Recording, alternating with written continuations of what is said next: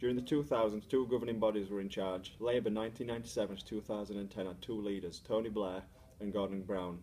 A coalition government consisting of Conservatives David Cameron and Liberal Nick Clegg took power in the general elections of 2010 to present day.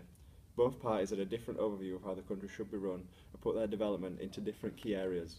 At the turn of the century, Labour was in charge. Labour published A Sporting Future for All, which identified the need to modernise how sport is run to gain participation and increase greater achievement, leading to a higher number of elite athletes.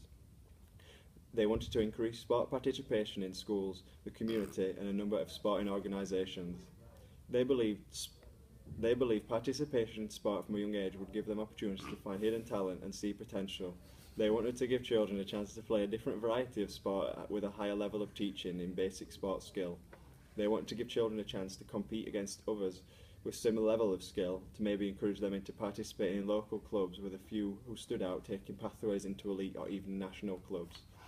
Labour showed their desire to improve sport equipment, facilities and opportunities, whether it was taking part or to develop one's knowledge of a coaching skill. They believed joined-up thinking was needed to bring different paths of development and education together to gain a better use of scarce resources. In 2002, the Sports Council became Sports England, which was now a governing agency.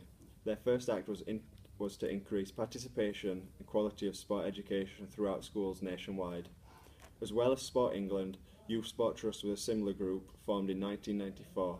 Their aim was to increase the quality, quantity and diversity of young people to engage them into volunteering and leadership.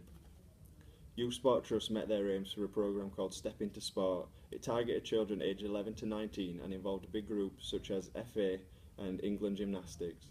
They also included local sports centres, giving people the opportunity to volunteer within selected sports. This programme gave pupils an introduction into volunteering, which within sport through different roles such as leadership, coaching, being an official, an administrator, managing sports and performance. They found starting these from a younger age gave a pupil a head start in developing leadership skills, confidence and knowledge. It has also influenced them into a sporting career at a higher level, which they could then teach to others, having a positive benefit on sports development.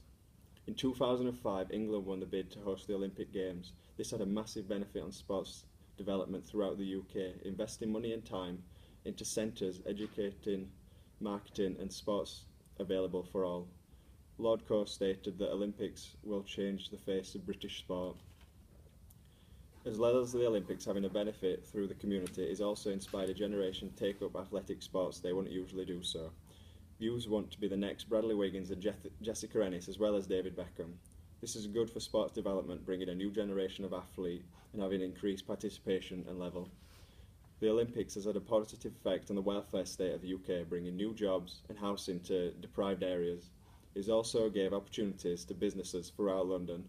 Facilities built for athletes to live in, train and relax are all still up and running, driving development and bringing positives of social parts to life.